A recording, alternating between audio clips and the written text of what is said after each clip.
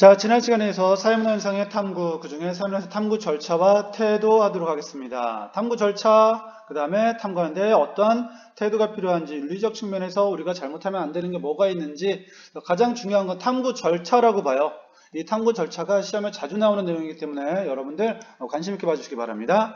첫 번째, 탐구 방법에 있어서 연구 방법, 양적 연구 방법과 질적 연구 방법 기억나죠? 양적 연구는 양, 수량을 중요시 여겨요. 실증적 연구에서 많이 쓰이고요. 질적 연구는 질을 중요시 여깁니다. 사람마다 해석이 달라질 수 있어요. 여러분들 음식을 먹을 때 양을 따지네, 질을 따지네. 그러면 양은 푸짐하게 많이 나오는 거, 질은 야, 난 이거 맛있는 거. 그런데 맛은 사람마다 달라질 수 있잖아. 이게 바로 질적 연구야. 그래서 의미를 해석하는데 큰 두고 있다. 그 다음에 탐구 과정에서 요구되는 연구 태도와 윤리 파악하는 거 확인하면 될 것 같습니다.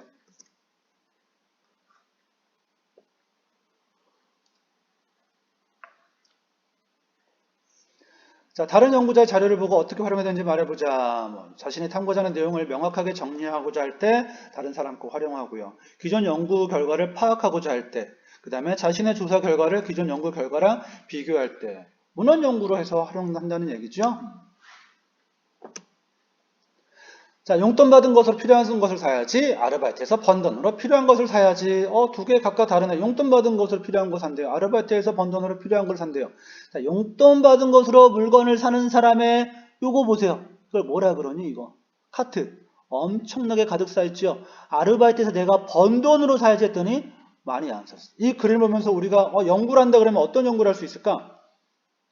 용돈 받은 사람과 아르바이트에서 돈을 번 사람 중 아르바이트에서 돈을 번 사람이 더 근검절약할 것이다. 검소하게 소비할 것이다. 라고 우리가 가설을 세울 수 있겠지요. 바로 그 내용입니다. 일을 해본 사람이 돈을 더 알뜰하게 쓴다. 그렇게 하면 어떻게 하면 될까요? 가설 세우고 자료 수집하면 되겠죠. 두 가지가 있습니다. 가설을 검증하는 방법에서 가설을 세우고 가설을 세우는 건 뭐냐면 우리가 양적 연구 방법에 의해서 주로 사용합니다. 왜냐하면 가설을 세우고 나서 이 가설이 맞는지 안 맞는지 어떻게 해야 되니? 증명해야 되지. 증명은 경험적 자료를 통해서 수량화 객관적으로 만들어야 돼. 그래서 양적 연구에서 가설을 세우고요. 이걸 우리는 연역적 탐구 방법이라고 합니다. 무슨 적? 가설을 세우고 한다 그러면 무슨 적? 우리 윤리 시간에도 배웠을 것 같아요. 국어 시간에도 배웠고요. 이걸 바로 연역법이라고 그러죠. 가설을 세우고 자료를 수집한 다음에 검증하고 결과 도출하는 걸 연역법. 그런데 자료를 수집한 후 바로 가설 세우지 않고요. 가설 없습니다. 바로 자료 수집부터 바로 하는 걸 그럼 우리는 뭐라고 부르냐면 바로 귀납법이라고 부릅니다.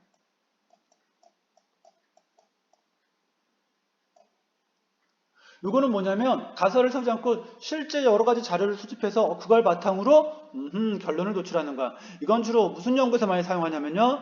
질적 연구에서 많이 사용합니다. 해석적 연구에서 많이 사용해요. 참여관찰법 같은 경우, 면접법 같은 경우 실제 만나서 내가 눈으로 보고 듣고 해석하면서 결론을 얻어나가는 거죠. 그런 측면으로 보면 될 것 같아요.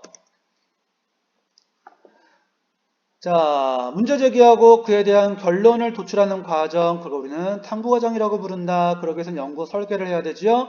자, 그래서 연구 설계하고 하는 탐구 과정 도대체 어떻게 이루어질까요? 일단 연역적 과정이 있네요. 연역적 과정은 이론이나 잠정적 결론, 중요한 포인트.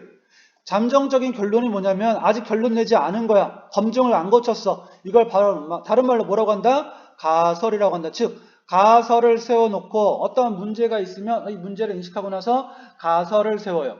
그리고 나서 가설을 검증하기 위해서 연구 계획을 세우고 자료를 수집하고 검증하고 결론을 도출하지요. 이 결론은 가설이 검증이 되면 결론이 되는 거야.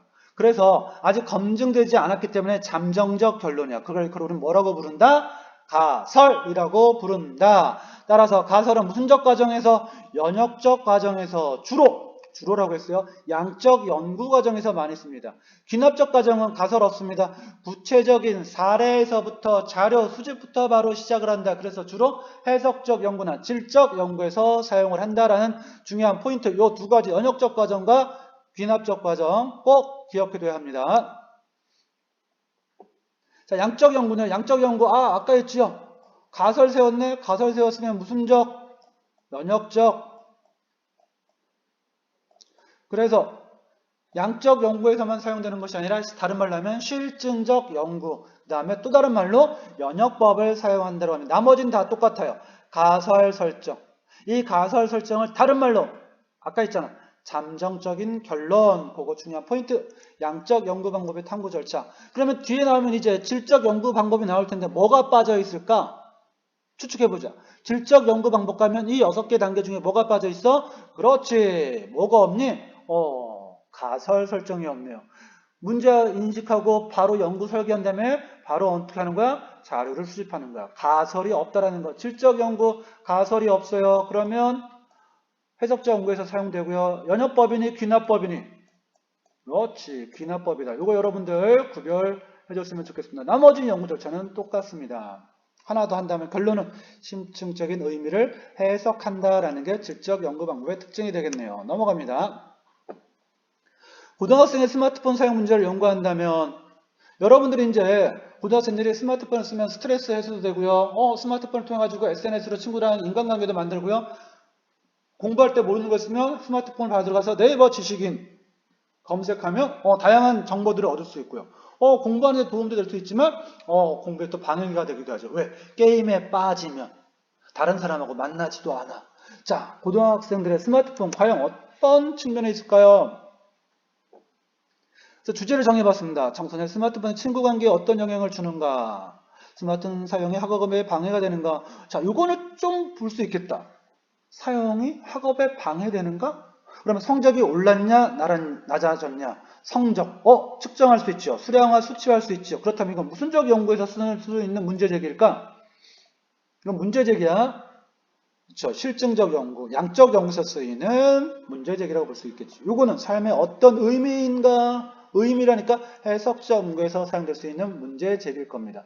친구 관계에 어떤 영향을 주는가? 이거는 상황에 따라 달라질 수 있지만 친구의 수를 친구랑 전화 통화하는 또는 SNS 통화하는 친구가 많아졌는지 적어졌는지 하면 실증적 연구가 될 수 있고요. 친구와 관계 가지고 있는 어떤 의미를 찾고자 한다. 의미 있는 관계를 갖고자 한다. 그러면 해석적 연구가 되겠죠.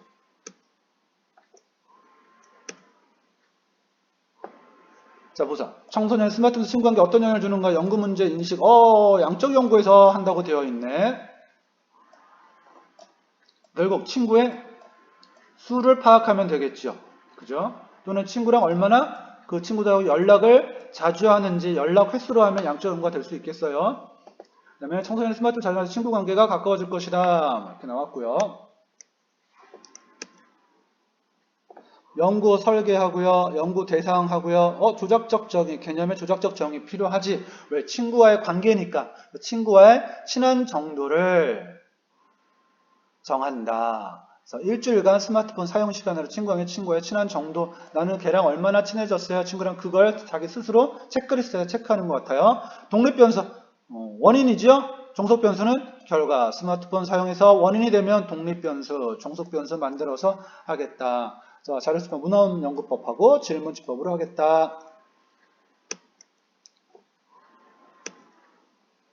이번엔 질적 연구입니다. 단체에 대하는 삶의 어떤 의미일까? 연구 대상 정하고요. 조사 내용 해가지고 문헌연구법과 면접법 하고요. 탈퇴하는 이유가 무엇인지 면접법으로 한다는 거겠죠. 그래서 그걸 분석하겠다, 이해하겠다. 질적 연구, 해석적 연구의 사용법이었습니다. 자, 삶을 현상의 탐구 태도와 윤리입니다. 최근 연구팀이 강력범죄 의무에 대한 사람들의 인식에 관해 연구했습니다. 사람들은 강력범죄자가 흉악한 모습이라 생각하지만 이들의 실제 외모는 보통 사람과 큰 차이가 없었습니다.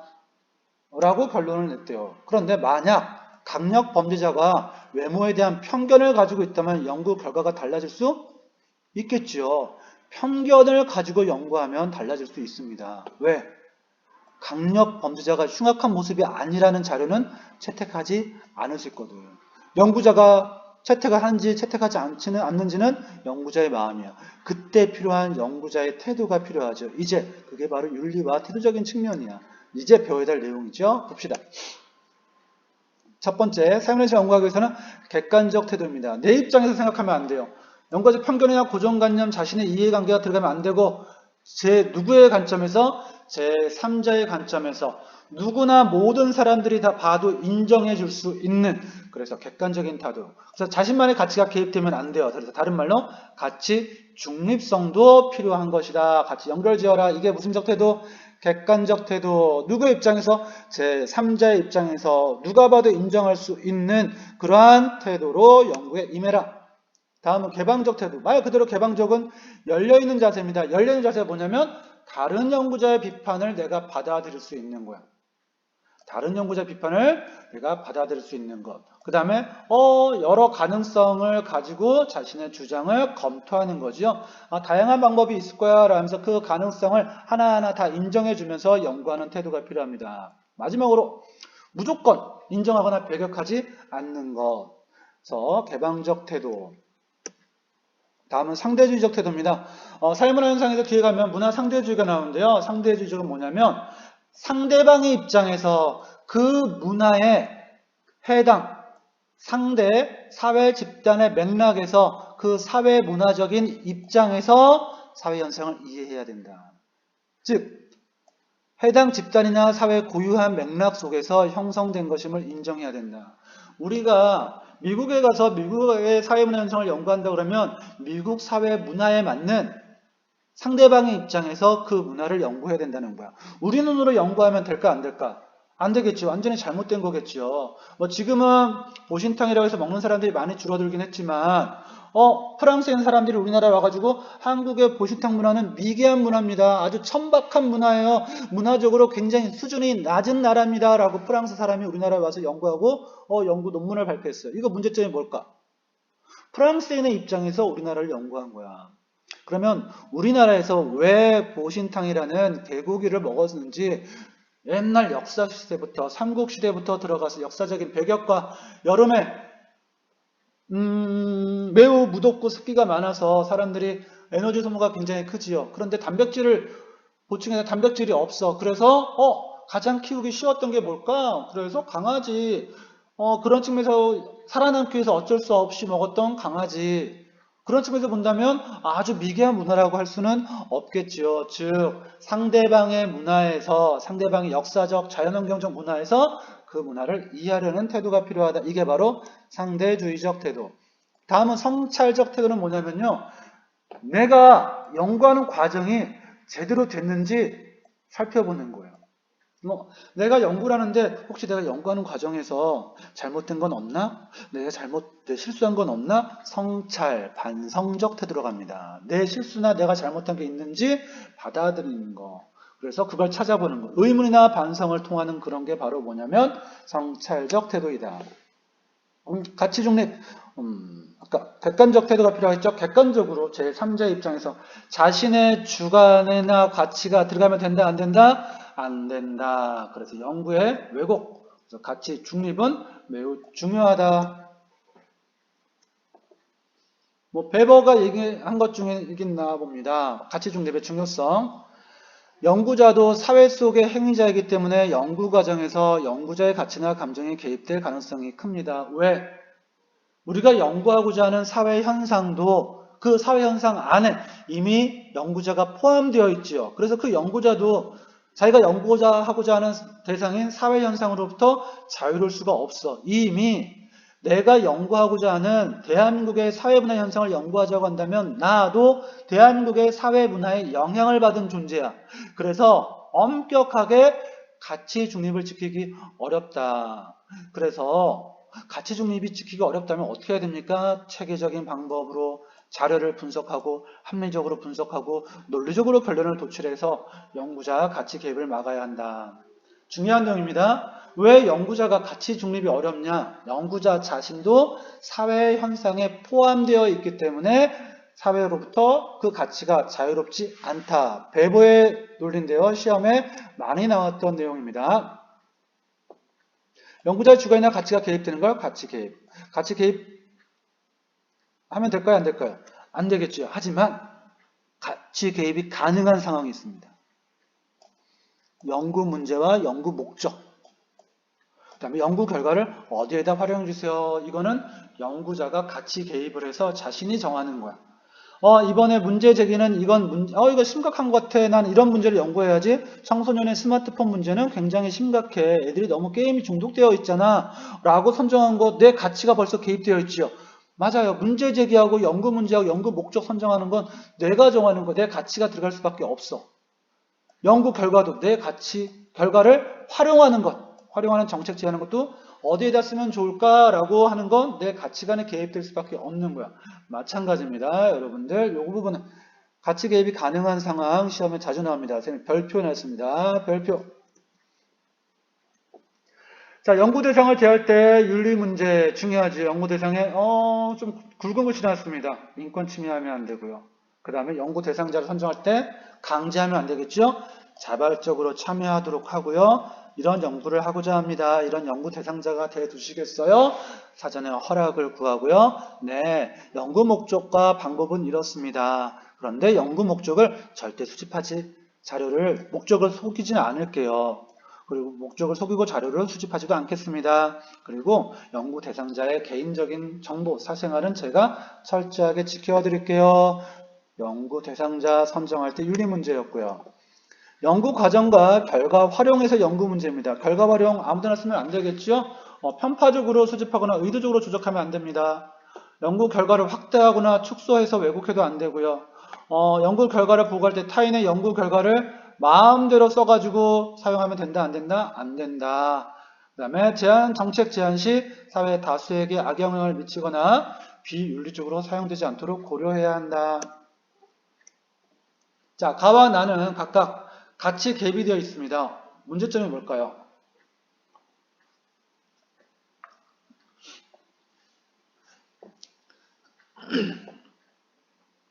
자신이 연구한 프로그램 효과를 파악하기 위해 연구를 했대요. 20개 학교를 미리 정했대요. 해당 학교 교사들과 사전 대화를 통해서 프로그램 적용 결과가 좋게 나와야 한다는 점을 설명하고 이에 동의하는 10개 학교 정했대요. 그럼 연구 대상자 선정할 때 문제가 있네. 연구 결과가 좋게 나오게 해주는 사람 학교만 선정했잖아. 그러면 거기서 잘못됐잖아. 의도가 들어갔죠. 그럼 연구 결과는 100% 좋게 나오겠네. 연구 대상 선정에서 문제가 있었고요. 면접법을 사용했습니다. 학교 폭력을 대한 연구를 했습니다. 연구자는 폭력 가해자를 면접하는 과정에서 어렸을 때 자신을 괴롭히던 친구의 얼굴이 떠올랐습니다. 학교 폭력 가해자에 나타나는 폭력성을 강하게 부각한 연구 결과를 제시했습니다. 면접하는 과정에서 자신을 괴롭혔던 옛날의 가해자가 떠올랐어요. 그러니까 결국 자신의 가치가 개입되다 보니까 연구 결과가 긍정적으로 나올까 부정적으로 나올까 폭력성을 굉장히 부각하는 그러한 연구 결과가 나왔다. 가는 연구 설계 단계 중 연구 대상 선정 과정에서 가치 개별 문제점이 있었고요. 넘어가도록 하겠습니다. 이거는 안 해도 되고요. 나에서는 자신을 괴롭혔던 친구의 얼굴이 떠올랐다. 그래서 학교 폭력 가해자 나타나는 폭력성을 강하게 부각시켰다. 자신의 의도가 개입되어 있지요. 그래서 잘못된 겁니다. 자신의 경험이 개입되어 있어요. 그래서 자신의 감정을 통제하지 못하고요. 객관적인 자료를 수집하지 못하게 되었지요.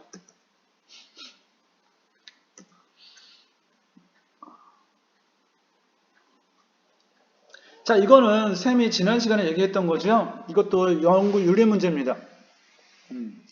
안에서 잘못된 답을 하면은 밖에서 어떻게 하는 거예요? 여기서 전기 충격을 주는 겁니다. 불꽃이 튀고 막 사람이 안에서 비명을 질러요. 근데 실제로 전기 충격은 가지 않고 안에 있는 사람은 연기를 하는 거야. 연기라는 사실을 이 사람은 몰라요. 그래서 처음에 자 반응이 나왔습니다. 전기 볼트 올려주세요. 올려주세요. 올려주세요. 올려주세요. 너무 볼트가 센데요. 200볼트인데 어떻게 해요? 걱정하지 마십시오. 제가 책임지겠습니다. 제가 책임질 테고 한다면 그 명령을 했을 때 그것에 복종하는지 죽음에 이르기까지 하는 일도 복종하는지 사실은 이게 뭐냐면 나치 히틀러의 명령에 따라서 유대인들을 학살할 때 그 중간에 실제 움직였던 병사들은 과연 책임이 있느냐 없느냐 그런 문제를 연구하기 위해서 했던 건데요. 시간이 지나면서 이 사람은 나중에 이 연구자가 제가 책임질게 했더니 이 연구 대상자가 어떻게 할까요? 땀을 흘려가면서 안쓰러워하면서 처음엔 볼트를 올리고 어떡해요 걱정하지 마세요. 제가 책임질게요. 더 올리세요. 나중엔 아무런 자신의 죄책감 없이 전기 볼트를 더 올리더래요. 근데 그 사람, 시간이 흘렀어도 내가 다른 사람에게 전기를, 충격을 가했던 그 사람들의 비명이 잊혀지지 않아서 그날의 고통은 아직도 저에게 남아 있습니다. 사전에 미리 좀 알려줬어야 됐죠. 누굴 대상으로 실험을 했니? 사람을 대상으로 한 실험법이네. 문제점이 있죠. 연구 목적과 방법을 알려주어야 했죠. 그래서 연구 목적을 속이고 자료를 수집했기 때문에 연구 윤리를 위반됐다. 자, 빈칸에 들어간 알맞은 말을 써봅시다. 이제 한 단원이 끝났습니다. 자, 무슨 방법의 탐구 절차는 연구 문제인식. 가설 설정 나왔네. 가설이 있으면 연역적이니까 뭘까요? 양적 연구가 되겠죠. 이번에 봅시다. 연구자의 주관이나 가치가 개입되는 것을 금한대요.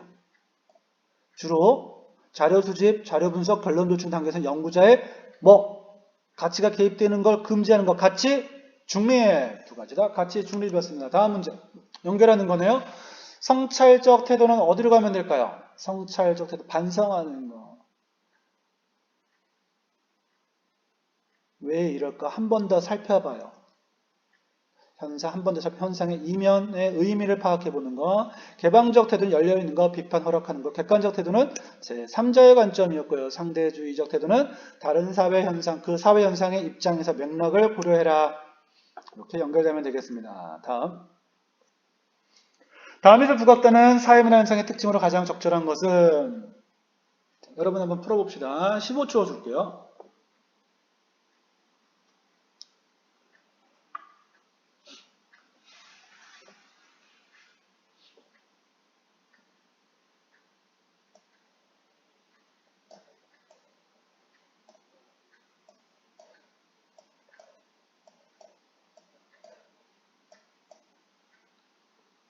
모든 사회는 자녀가 성인될 때까지 돌본다. 보편성. 그런데 사회마다 다르다. 특수성이 되겠죠. 자, 다음 문제 볼게요. 다음 대화 A와 B의 관점에 대한 설명으로 옳은 것은, 선물은 권력관계를 이루는 집단 간에 살아남고, 권력관계 살아남아 집단 간의 관계 유지, 긍정 사회 안정에 긍정적 역할을 해. 사회 현상을 바라보는 관점 두 가지가 있었는데, A는 뭐라고 하면 될까요? 갈등론. B는 기능론. 상황 정의를 강조하는 것. 상징적, 상호적, 미시적 관점이었죠. 각 부분의 원활한 기능, 자신의 역할을 최선을 다해라. 이거는 기능론. 이거는 상황 정의, 상징, 상호작용의 의미, 상징적, 상호작용론. B는 사회구조를 무시한다. 이건 거시가 아니라 이건 뭐예요? 미시적 관점이죠. 기능론, 갈등론 둘 다 어떻게 합니까? 사회구조 중요시하죠. 사회를 유기체라는 관점에서 본다. 기능론 둘 다 미시적 관점이라 둘 다 무슨적 관점? 거시적 관점. 정답은 몇 번일까요? 네, 4번입니다. 다음. 자, 양적 연구 방법의 특징으로 옳은 것입니다. 무슨적 연구 방법? 양적 연구 방법. 수량화, 객관적, 실제 증명. 이건 해석적 연구. 직관적 통찰, 자신의 느낌으로 파악하는 거, 해석적 연구. 의미 파악, 해석적 연구. 인간의 주관적인 인식, 주관적인 생각, 의미 파악, 해석적 연구. 요게 답이네. 정답은 인과관계 설명 강조, 양적 연구. 정답은 5번. 요건 한번 여러분 풀어보세요. 시간 30초.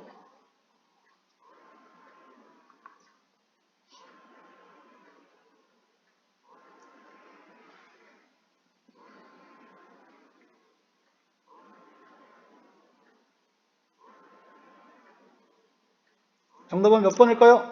네, 1번 맞은 사람들 박수. 잘했어요. 축하합니다. 2차 자료 수집, 2차 자료 이미 남들이 만들어 놓은 자료를 활용하면 2차 자료잖아. 문헌 연구 문헌은 이미 남들이 만들어 놓은 자료를 활용하는 거니까 2차 자료. 시간과 비용이 많이 들어가는 거 이렇게 가면 되겠네요. 면접법도 되고요. 참여관찰법도 되고요. 내면세계 심리적인 자료를 얻을 수 있는 거 면접법도 되고요. 참여관찰법도 되고요. 글을 모르는 사람이 자료 수집이 어려운 거 질문지법이 되겠네요. 인생 경험에 실제 상황에 적용하기 어렵다. 이건 바로 실험법의 특징이 되겠네요. 다음. 연구자의 태도, 자신의 가치나 이해관을 떠나 제3자의 관점, 제3자. 누가 봐도 똑같이 인정할 수 있는 거. 정답. 잘했어. 어휴, 왜 글로 가니? 오케이. 객관적 태도가 정답이었습니다. 다음. 질적 연구? 자료부터 수집하는 거야. 뭘까요? 귀납적 연구죠. 귀납적 연구는 뭐가 없다고요? 뭐부터 바로 시작한다? 문제 제기한 다음에 자료부터 수집한다. 따라서 뭐가 없어야 돼? 가설 설정이 없어야 되겠죠. 중요한 포인트입니다. 이 문제 여러분들 풀려면 질적 연구 방법과 양적 연구 방법의 절차 알아야 되고, 양적 연구 방법에서만 가설 설정이 있다. 이때 가설을 우리는 다른 말로 잠정적 결론이라고 한다. 부모의 교육 수준과 자녀하고 성취 관계에 대한 탐구 절차를 순서 없이 다른 것입니다. 가치 중립이 필요한 단계, 가치 중립이 필요한 거. 이때는 있는 그대로 해야 되는 거야. 내가 선택하거나 그러면 안 돼. 있는 그대로. 내가 만드는 게 아니야.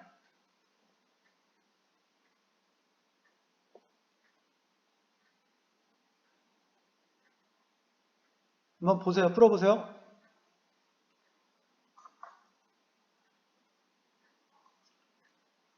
힌트라고 했어요. 가치 중립은 뭐냐면 내가 선택하는 게 아니야. 내가 만들어버리면 안 돼. 내 생각이 들어가면 안 되는 게 가치 중립이야.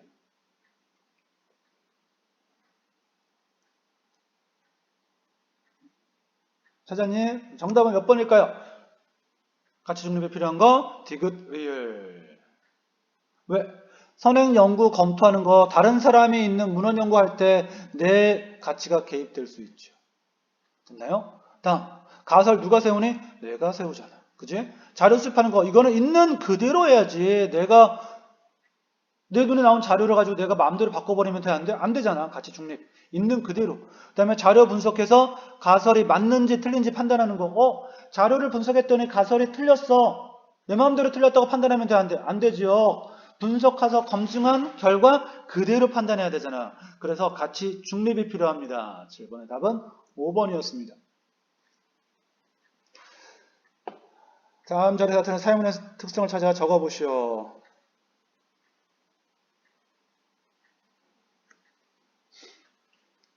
많은 나라에는 고등학교에 해당하는 교육기관이 있다. 많은 나라에는 있다. 그런데 교육을 어느 정도 받아야 하는지는 사회마다 다르다.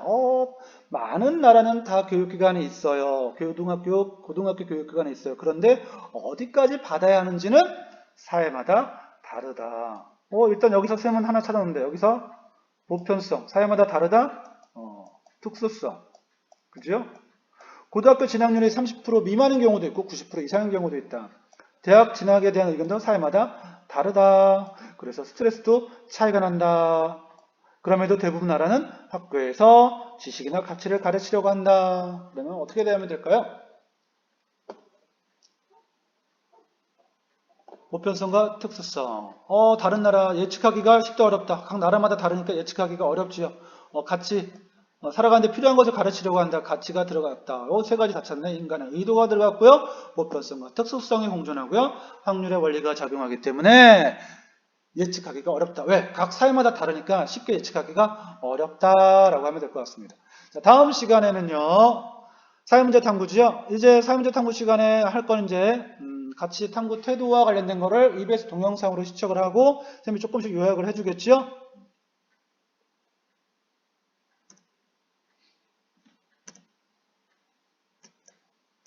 다음 시간엔 학교에서 만나기를 기대합니다. 여러분 듣느라 수고했습니다.